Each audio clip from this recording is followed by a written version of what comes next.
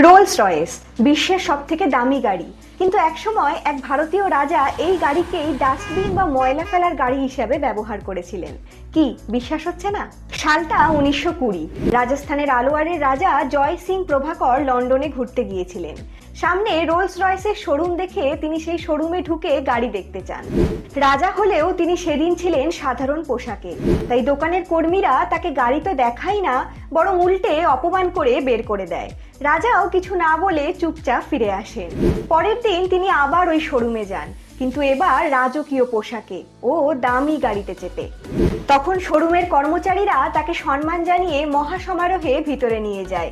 একটি নয়, দুটি নয়, রাজা সেদিন পরপর 6টি রোলস রয়েস গাড়ি কিনে ফেলেন। কিন্তু এর পরেই ঘটে সেই বিস্ময়কর ঘটনা। দেশে ফিরে এসে রাজা জয় সিং দিল্লি পৌরসভাকে আদেশ দেন যে এর পর থেকে যেন শহরের ময়লা ও আবর্জনা ফেলার জন্য ওই রোলস রয়েস গাড়িগুলি ব্যবহার করা হয়। তার এই কাজে সমগ্র বিশ্ব হতবাক হয়ে যায়, ভেঙে গুড়িয়ে যায় রোলস রয়েসের সম্মান। পরে কোম্পানির মালিক নিজে রাজার কাছে এসে ক্ষমা চান ও এই অপমানজনক কাজ বন্ধ করার জন্য তাকে অনুরোধ জানান। এভাবেই রাজা জয় সিং প্রভাকর প্রমাণ করেন যে সবসময় চুপ করে অপমান মেনে নিতে নেই, বরং সঠিক সময়ে বুদ্ধি দিয়ে তার উপযুক্ত জবাব দেয়া প্রয়োজন।